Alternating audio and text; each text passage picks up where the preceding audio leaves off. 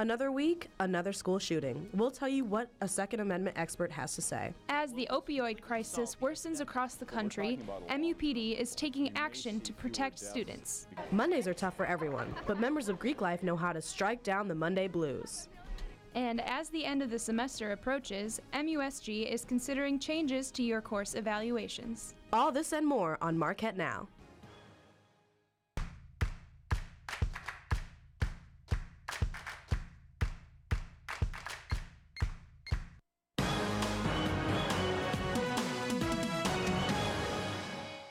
Good evening. I'm Camille Paul. And I'm Maggie Glenn. Another week, another school shooting. This time, it was at an elementary school in Northern California. And as Amelia Jones reports, the debate on the Second Amendment is shooting its way into the law school. You see the alerts on your phone. You go online, and then with the rest of the world, you watch the grim details of the latest attack unfold. This month, a gunman killed 25 people at a rural church in Sutherland Springs, Texas. This happening just over a month after 58 people were murdered and more than 500 wounded in the Las Vegas shooting. And the most recent attack in Northern California, where a gunman went to multiple shooting locations and killed 5 people. All of these events have sparked a conversation about the U.S. Second Amendment. The exact words of the Second Amendment read, "A well-regulated militia being necessary to the security of a free state, the right of the people to keep and bear arms shall not be infringed." Hannah Shearer spends her days interpreting those words. As a Second Amendment specialist for the Gifford Center for Gun Prevention, she works on enacting life-saving and smart gun laws. The Second Amendment isn't being treated like other constitutional rights. Trump has made it perfectly clear that in his personal views and in his judicial appointments, he's going to support a very expansive view of the Second Amendment. And Shearer says the discrepancy on the Second Amendment is long from over. Second Amendment rights do sometimes have to be considered in context with people's right not to be shot or risk being shot when they're going out in public. And some of the litigation positions the gun rights groups are taking really argues that they not only have a right to carry a weapon wherever they want, but also to use it. And so they're really trying to push the limits of what is lawful self-defense. And at a certain point, that's going to just come into conflict with people's rights to have safety and bodily security. In the Marquette Law School, Amelia Jones, Marquette Wire News. In the last year, the state of Wisconsin passed stricter gun control laws, but there still is no background check necessary on private sales of firearms. The Mark apartment building is facing trouble after overselling their units. Marquette's Assistant Director of University Apartments say the 3-bedroom, 1.5-bathroom units were not oversold by the university, but rather the Mark's previous ownership. Part of the master plan for Marquette University is to become a Hispanic-serving institution, but they won't be the first in Wisconsin. Alverno College has just received that designation from the federal government. 27% of the graduate students at the college have identified as Hispanic. The designation is given to universities with a 25% Hispanic identifying population. With the opioid crisis getting so much attention, MUPD is doing something to help ease students' minds. Phil Panarski has more. Most police departments are going to something like this. MUPD has just announced the implementation of a new practice on campus and hopes to protect the lives of students. It's something just to allow people a safe way to dispose of prescription drugs. Due to the large number of opioid-related deaths across the country, Marquette has teamed up with Dose of Reality, a program to eliminate the availability of painkillers to those who do not need them. This partnership, in the words of Lieutenant Joe Irwin, is giving people who have the drugs that, they're not using them anymore. They had an injury, they're past it now, they have some leftover medication. It's allowing them to dispose of it, in a safe way so nobody else gets their hands on it. How many people do you know have a crystal skull in their office? Dr. Brian Peterson, Milwaukee County's chief medical examiner, thinks that in order to decrease the number of overdoses, the important thing is to get them out of the reach of those looking to abuse them. Well, the number that you conventionally see is that of people that are currently opioid addicts, some 80% got their start with prescription meds that they either took, bought, or stole from somebody else. But will this completely solve the epidemic? But we're talking about a long-term ripple. We may see fewer deaths because of actual medication, but we're going to see more and increasing deaths due to illegitimate things like heroin and fentanyl. That's what we've been seeing this year, and I see that continuing into the future.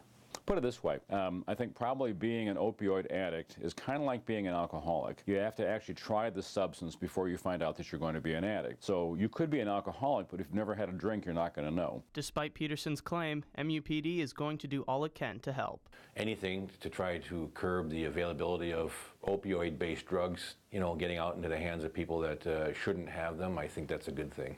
In Milwaukee, I'm Phil Pinarski, Marquette Wire News.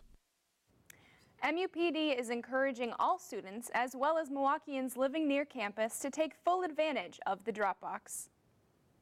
A new form for students to give feedback on professors is being considered by MUSG. Since spring 2016, the University Committee of Teaching has been considering implementing an idea of a student rating instruction system. If implemented, these new surveys could impact professors' professional standings. The annual O'Brien Fellowship Conference occurred last Thursday, focusing on Pulitzer Prize winner Mark Johnson's series, Outbreak. The conference explores diseases that jump from animals to humans. The fellowship began in 2013 and allows journalists to take their journalism to the next level, according to interim director Dave Almhafer. With Marquette's proximity to the city, the university has become a hotspot for the homeless. Instead of the traditional responses, MUPD has chosen a new way to enact change. Khalik Satar El has the story. I'm one of the officers that's least likely to To someone on the street, a police car patrolling an area usually means bad news. And they were together as of the way I left. Comes by, they might think I'm doing radar, they might think I'm doing traffic, but really I'm working on a report. Sitting here working on a report, but I'm very visible, and I slow people down. A police car will slow people down. But sometimes the police have a different motive. Officer Joe Weingart of MUPD's homeless outreach team goes above and beyond for the homeless citizens he sees every day. If I had to go talk to somebody for trespassing on our property, which I did earlier today, I'll ask them, when we're done with the call, do you need anything? I have some items. Do you need this? Do you need that? Especially the colder it gets. If I deal with somebody, they don't have any gloves, I'll ask them, hey man, do you need a pair of gloves? Let me see what I have. I don't always have what they need, but a lot of times I do. But Officer Weingart's generosity doesn't end there. And if I ever need, something, I can always call, reach out. Hey, I have somebody, they need, a pair of boots. Can we help them? It might take a while, but I can almost always do that. Especially shoes. I mean, and I'll stay with somebody until I get them shoes, and I will find a way. It goes to show that the police part of Big Brother It's the least I can do. If not, they have other can lend a brotherly hand. It would be good to keep it here because... For Milwaukee, I'm Khalik Satar El, Marquette Wire News. MUPD's homeless outreach team only has a few members, but Officer Weingart says he works closely with the Milwaukee Police Department to help as many people as he can. It was a bit breezy and a bit rainy today. Yeah, didn't really enjoy that. I know. Let's turn to weatherman Jack Ryan to see if there's any sun in our future. Jack? Well, Camille and Maggie, it looks like the sunny weather will prevail tomorrow, but tonight it looks like we have a low around 44 degrees and partly cloudy with winds around 20 miles an hour. And then tomorrow we will have a sunny day with a high around 35 degrees and winds only around 13 miles an hour. And then in the rest of the state of Wisconsin tomorrow we'll have highs in Madison at 33 degrees, in Eau Claire a high at 30 degrees, to the north in Wausau a high of 31 degrees, and then just to the north of Milwaukee and Green Bay, a high of 33 degrees. And then the highs for the next 5 days. Thursday, we'll have a high of 41 degrees and partly sunny. Friday, a high of 43 degrees and rainy, so make sure to break out those rain jackets. Heading into the weekend, we'll have highs of 40 degrees and rain. Sunday, a high of 33 degrees and partly sunny. And starting the week again, on Monday, we'll have a high of 48 degrees, so a little bit warmer than usual and partly sunny. Camille and Maggie, back to you with the news. Thanks, Jack. Coming up, we'll tell you what's happening on campus for anyone not going home for the holiday. And why Marquette's campus is turning purple. Stay right here on MUTV.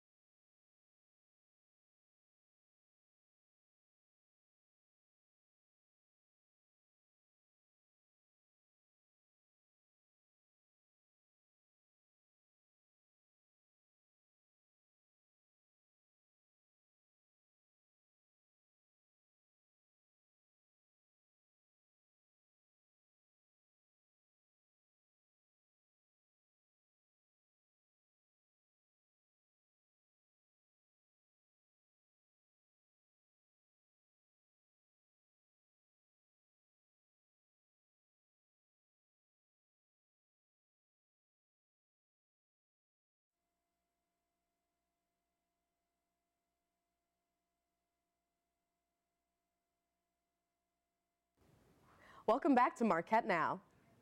Marquette is honoring those who served, and as Tyler Durrett reports, Veterans Day ceremonies can raise awareness for the ROTC on campus. Forward, march, left, left, left, right. Left, left. Marquette honored Lieutenant Richard Fox last Friday. He graduated Marquette's class of 1967 and was killed in the Vietnam War 1 year later. What does the life of a student preparing to enter the military look like before they achieve veteran status? Sophomore Paul Rosemark is in the NROTC program.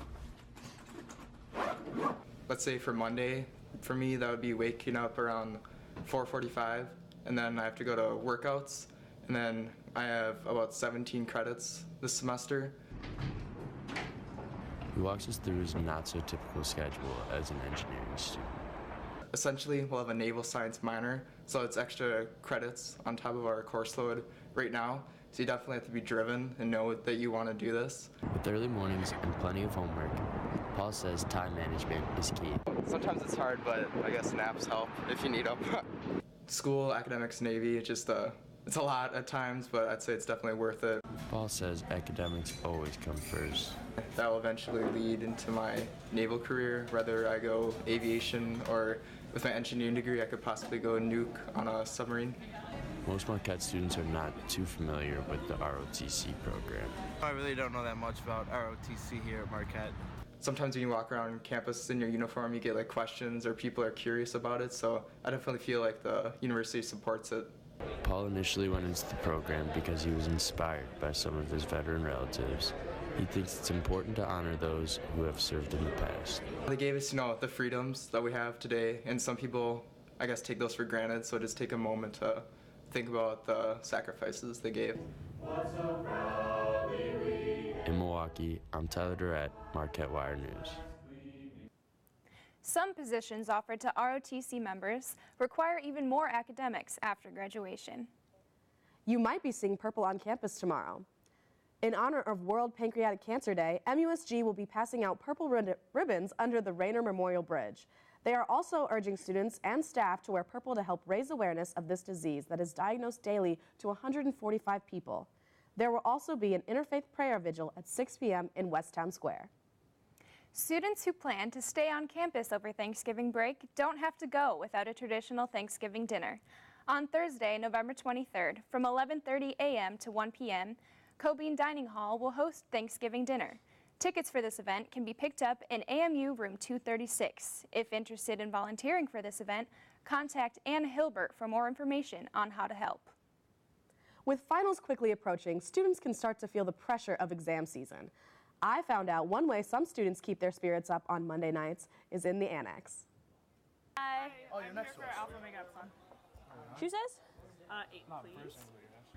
Most students are eager to avoid the dread and stress that comes with a Monday.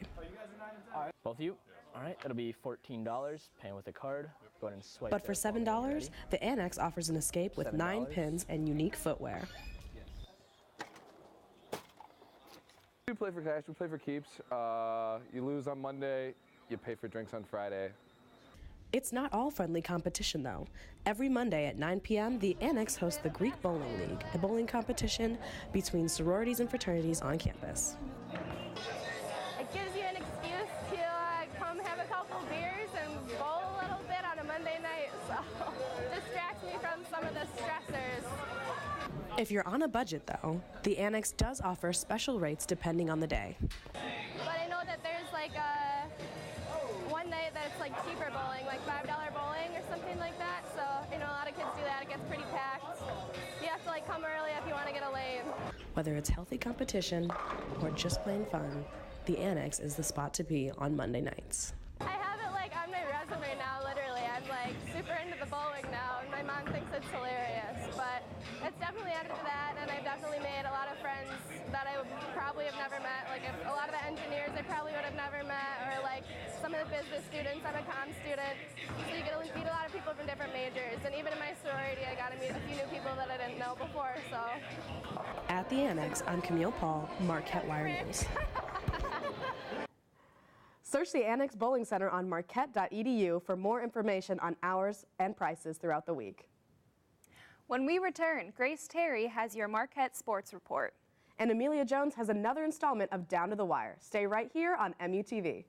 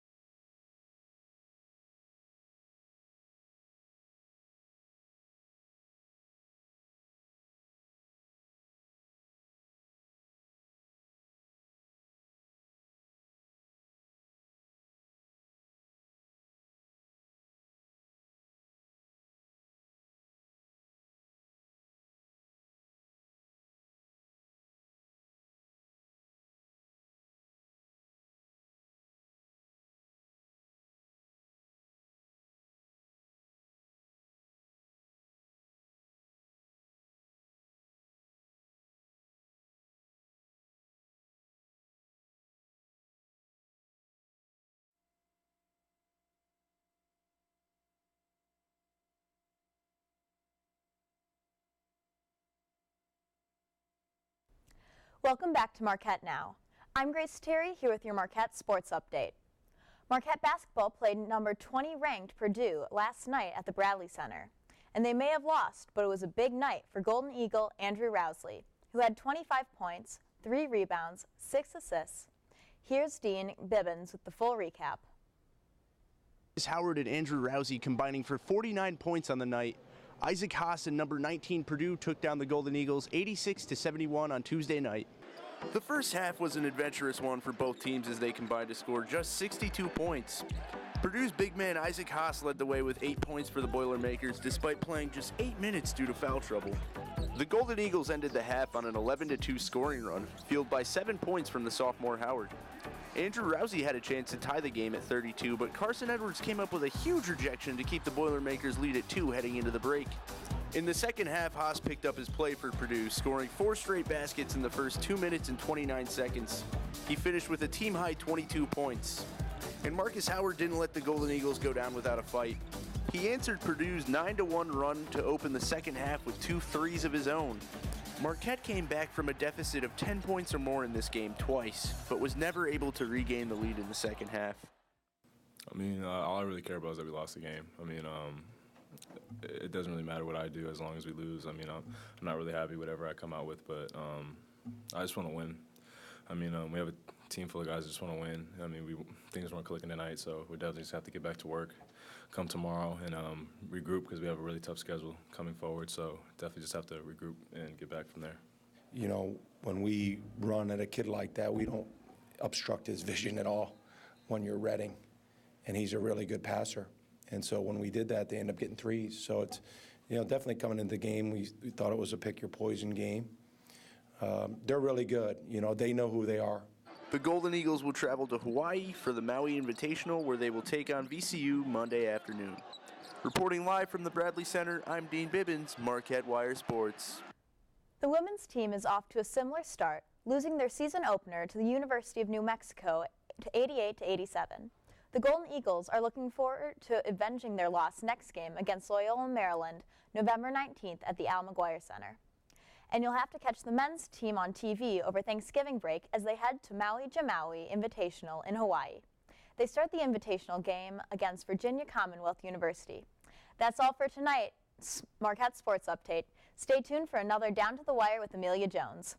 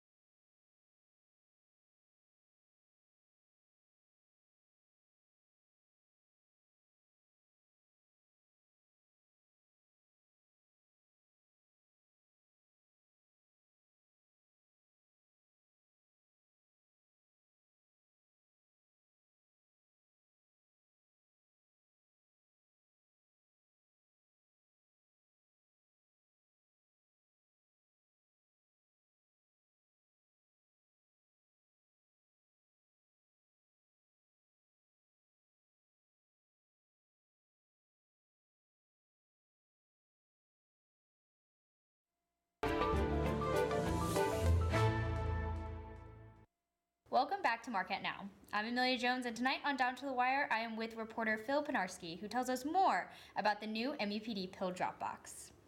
Thank you for joining me, Phil, tonight. Thank you for having me. I'm excited to be here. Absolutely. So just want to give a little, can you give a little recap of those who, in case they missed your story? Yeah, so basically, MUPD has decided to establish a prescription drug drop box for students and people in the Milwaukee area who might live near campus. For all of your extra prescription drugs, so they don't get in the wrong hands. Nobody steals them. Nobody takes them in your house. You don't lose them and they get in the wrong hands. You can just drop them off. It's located in the Milwaukee Marquette University Police Department headquarters. You just drop them in there and everything, and they do the rest. And when you say they do the rest, do you know exactly where these prescription drugs are going? Yes. So MUPD told us that they will take the drugs and then they sort them like they normally would if, say, they did a drug bust, and they would, put them in accordance with how they would normally process drugs. So it's basically the same as a normal case for them. So they're very much used to this. And as a student, I know you probably know about this because you are a Wire reporter, but how else is MUPD getting the word out to students that this is available? I know that the Wire is definitely probably the biggest part of how they're spreading their message. MUPD obviously wants to keep everybody in the know about everything, so I'm sure just by constantly checking on the MUPD website, always following them on social media just to always be, in case there might be a crime or something, you always should be on there anyways. They announce certain things like this just so everybody on campus is aware and can take full advantage of it. And then what about the Milwaukeeans who are not on campus? Are they reaching out to local news stations, or how are they getting the word out to them? As far as I know, I don't believe that they are reaching out to certain Milwaukeeans. I believe that they're just relying on word of mouth to spread it, really, because, it's hard enough to spread it to students who may not always be ready to, take in this kind of, because, this is kind of a big deal, so they may not be ready for it. Students may be a little, worried about it. Is there a drug problem on campus? Is that why they're starting this and everything? So I think their main focus is on campus, and then by the word of mouth that other people will hear about it. And there are prescription drug drop boxes all over the city of Milwaukee, so necessarily you may have heard of ones that are a little bit farther downtown in like a Walgreens. And so this one, it may just be closer, but maybe you're just not, really wanting to go down there. You're more familiar with one that you've been to before. Interesting. And as a student at Marquette, how do you feel that this is going, what do you feel like the consensus is going to be on campus for students? I think for students, it's probably going to be good. I feel like they're probably really excited about this. You know, it's going to promote a safer campus. They're not going to worry about, you know, drugs getting out or anything and making campus, you know, unsafe for anybody. Parents, on the other hand, I think might be a little nervous about it. They don't want to hear anything negative about campus. You know, this is obviously a precautionary reason, but you know, if you hear that they're doing it to prevent a drug, you know, increase of drug problems on campus, you know, they're going to be a little skeptical about it. They're going to think that maybe there is something and maybe my son or daughter isn't safe on campus. Well, thank you, Phil, so much, not only for doing the story, but for being here with me tonight. No problem. And that is all we have for Down to the Wire. Thank you for joining me and Phil. Camille and Maggie, back to you.